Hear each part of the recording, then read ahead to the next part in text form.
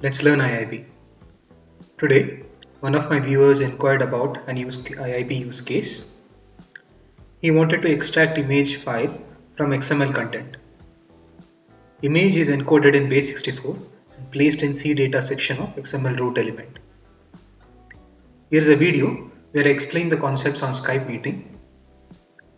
Some sections have been edited to hide personal information.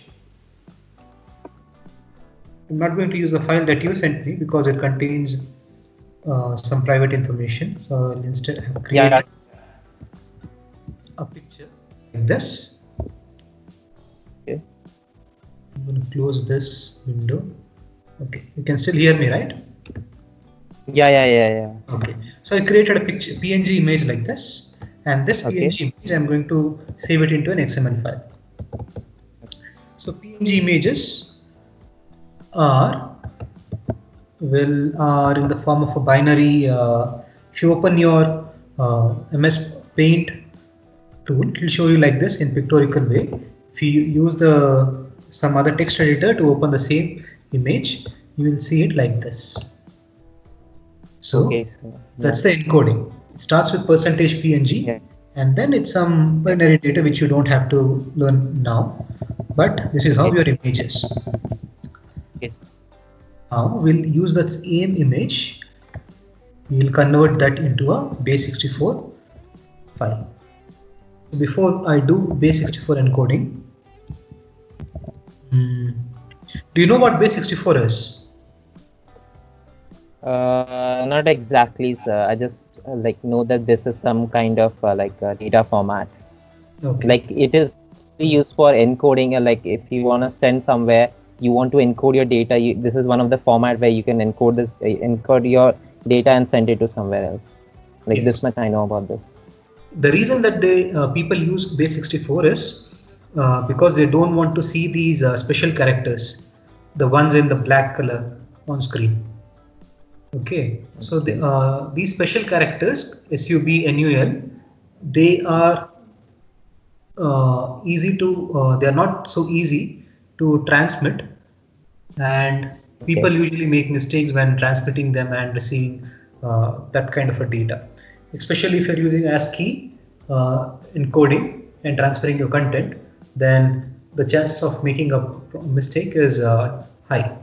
Instead, if you have your binary data, which looks something like this in alphanumeric characters, then you can easily transmit and easily decipher that particular data. So I'll show you how to convert this, how to encode this. So now I converted ABC into hex. So this is how it looks. Okay, so the number 1, 2, 3 got converted to 31, 32, 33. That's in hexabinary form, hexadecimal form, sorry. Next, if I do the same thing with ABC and convert that into base64, it's going to look like that. Okay. Yeah.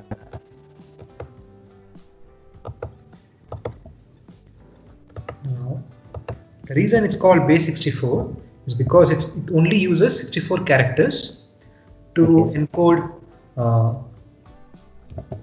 whatever data you give it.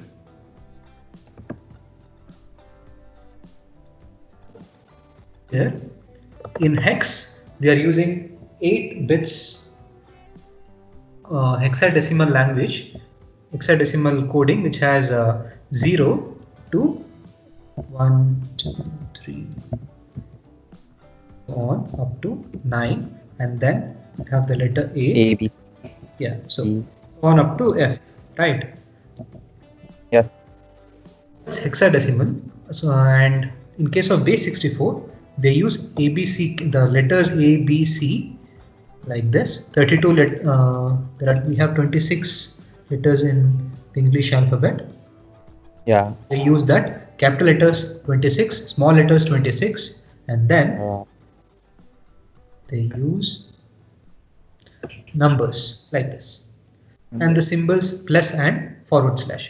Using these 64 characters, data gets converted, encoded into those characters. So you have this data. Now if I encode this in base64, it's going to look like that. Okay. So it will be completely capital letters, small letters, and numbers, as you see here. Next, C data. What do you know about C data? Not exactly much, sir. That it is used to store large files or like some URL links you want to share somewhere, like that much. In C data is an XML tag which tells the XML processor not to interpret anything within that tag as XML entities. So if I want to say send an information in XML like this. This is your input. That's how it starts and that's how it ends.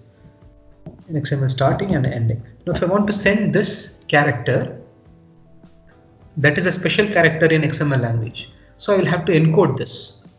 Now my data could have many other special characters which XML wants to process. XML uses in its own pre-processing. So if it is one character, I can change it. I can change it to %20 or some other ampersand AMP like this. That's encoded form of this keyword symbol in XML. Like that, if I have many other keywords which are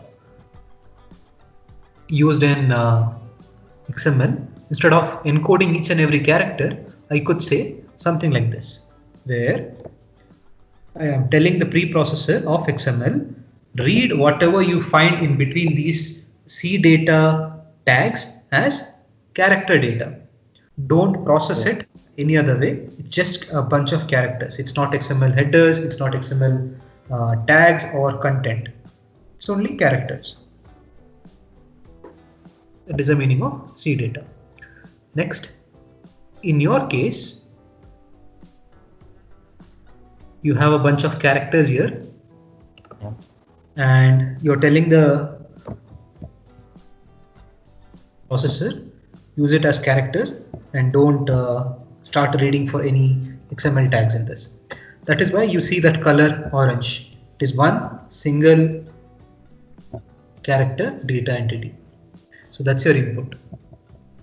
So now we understood that we have taken a PNG image and then converted that into base64. After we converted that into base64, we have included that in a character data tag and created our XML. This is how we created the data. Next, what are we supposed to do? We have to use that same XML data, I think in the form of a queue, right? What is your input source? Is it a queue? I actually took it like a file input node, and like I was giving the file input through that file input node. Okay, we'll go with file input node.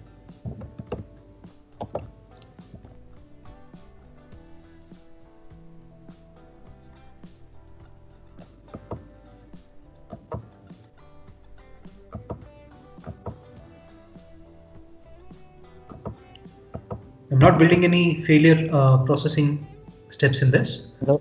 No. Just a simple flow: file input, file output, and then a compute. That's sufficient for our use case.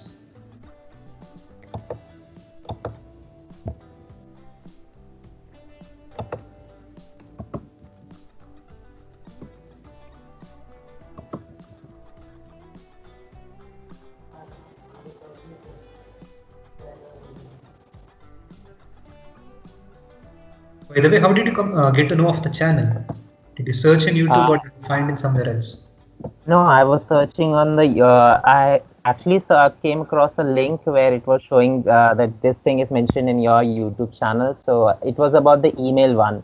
No, not the email one. I actually went through your YouTube channel, and I saw that you posted your videos like a earlier month or two. So I thought you were the one who will be available for responding back. So I just sent you the email. Okay.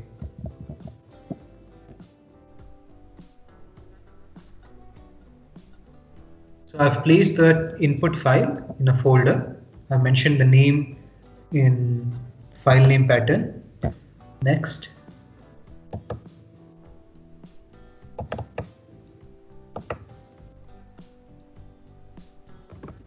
I'll just copy the entire message to see if it gets deployed and if there are any bugs.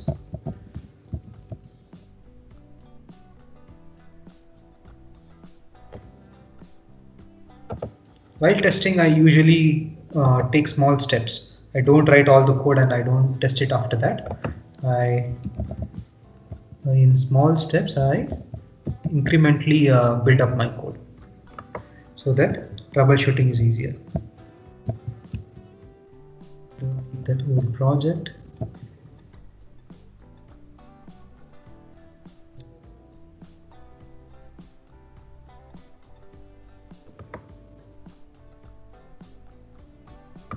If you drag and drop this, the code gets deployed.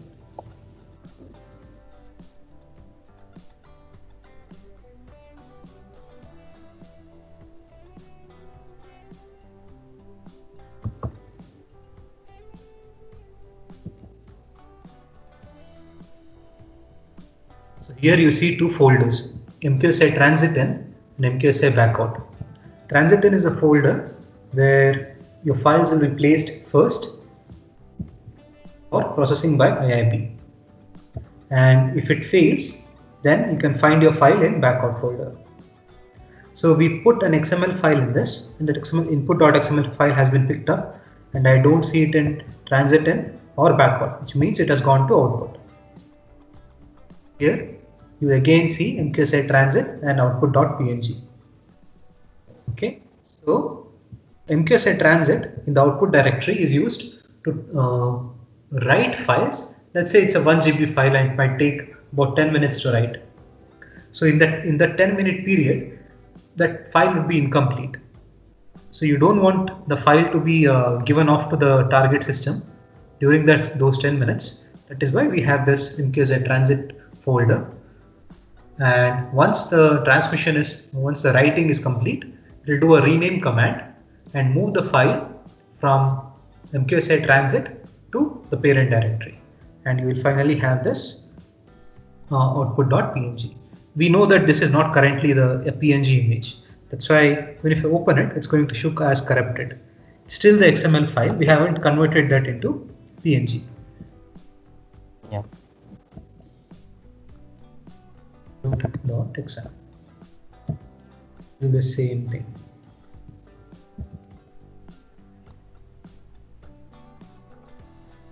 Okay. So next.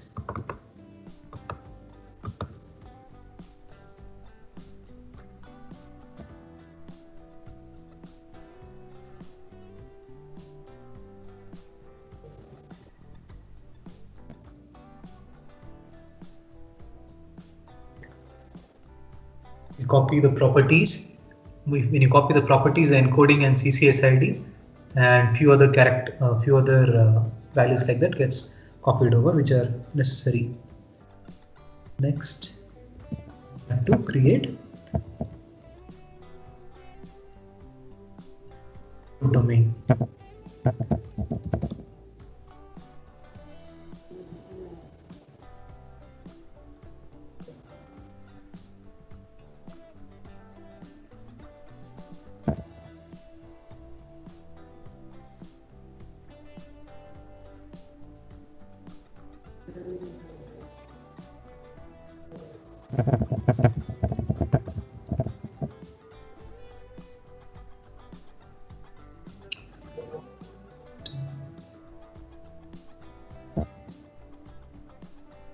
Using the create statement, we created a field within the root tag, output root.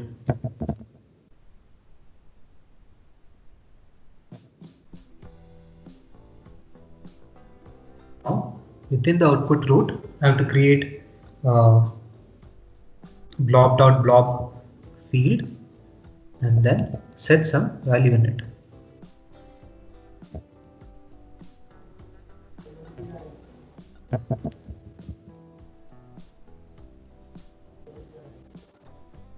So I have to decode a base64 value and create that into a blob.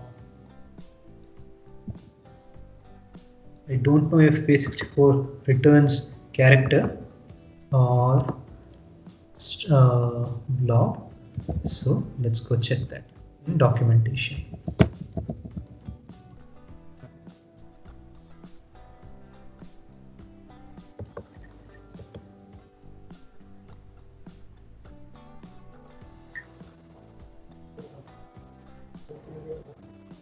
Source expression says it returns a blob string. Again, it's confusing. Does it return a blob or does it return a string? Contains a base64 representation of source string. The source string can only be character data if the source expression is null. Not contain. Let's just test it. It takes in a character string and returns a blob. I think it returns a blob. So let's use the value input. We will say that the input file is from XML NSC domain. If you want to read an XML file, there are 3 different parsers that you can use. You can use an XML parser, XML NS parser, XML NSC parser. The one which consumes less memory and which is quicker is XML NSC, C for compact. So we'll use the C. We'll use a best one for the job. So it's NSC, and it is the root tag of your input. That's input file.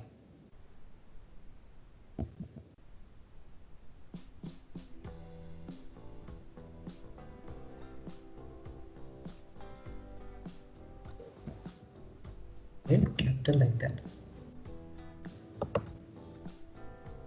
That's it. Let's deploy.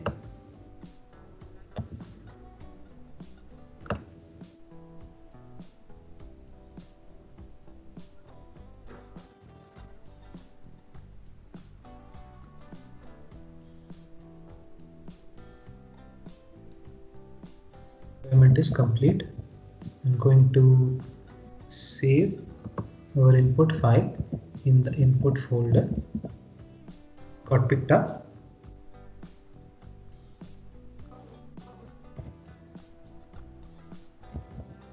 Save this.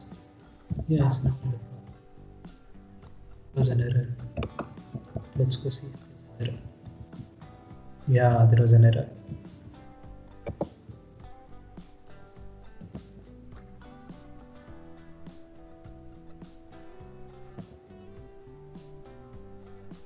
Take this execution group into debug mode. Do you know what you have to do in order to take an execution group into debug mode?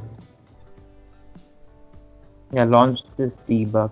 Yeah, you have to set a port, and you have to use a port that is not already being used in your operating system, and then you can take this into debug. Then you can assign breakpoints and stop execution of code at that stage.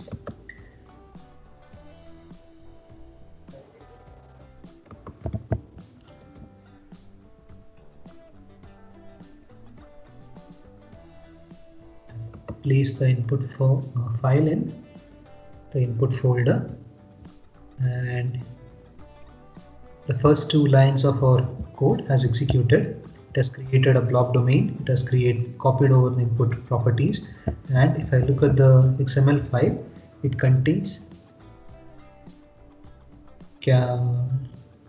character data in base64 form. Now, if I decode this, let's see what happens. There's an error. What is the error? Do you know about exception list? Yeah, I have went to it shows the exception that has occurred Yes, while. tells you where the error has occurred and what is the cause of error.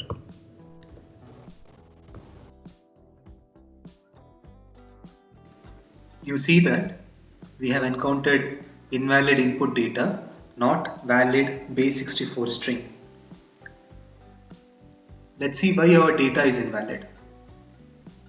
I would guess that I have added an additional character, additional new line character, and I copied and pasted, or some minor blunder like that.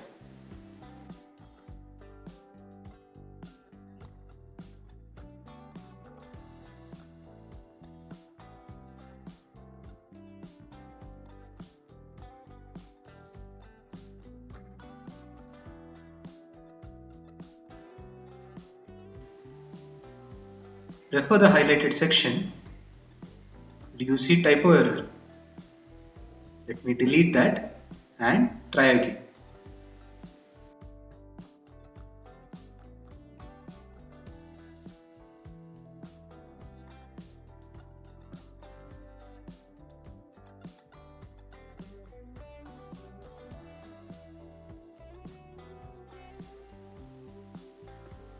We again face error.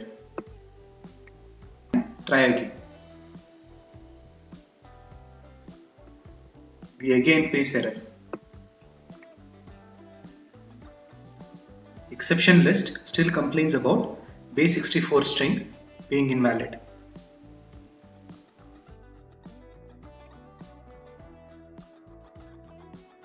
I think I have to change input data into a simple string with value ABC so that troubleshooting is easier. Then convert it into base64 string. Now I clearly see the error. Look at the additional characters on second line. We wanted to send ABC, instead we are sending ABC square bracket and greater than symbol. Let's go fix that now.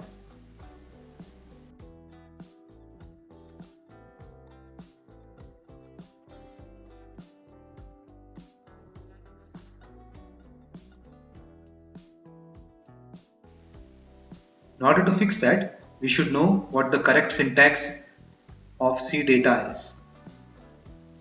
Let's find that out.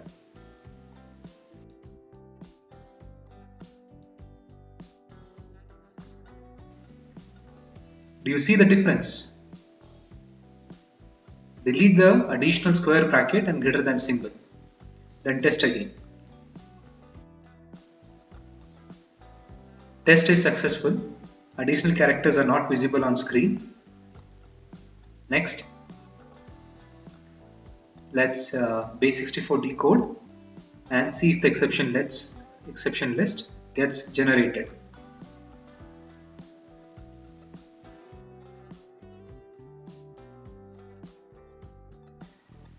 You see ABC shown as 61, 62, 63, which is hexadecimal representation.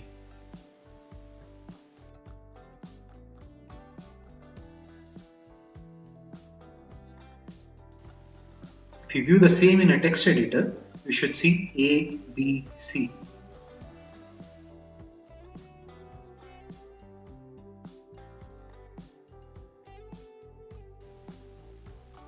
Next, we will copy base64 encoded image into our XML file.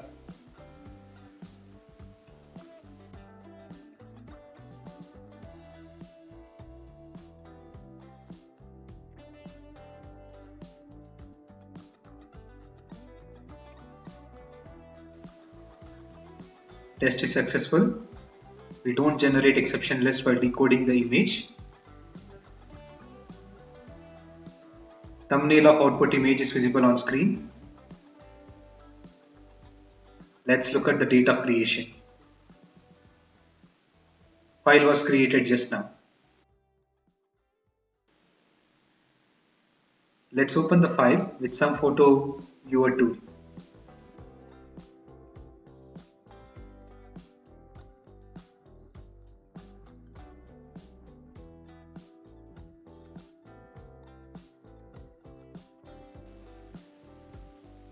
Goal achieved with 3 lines of code.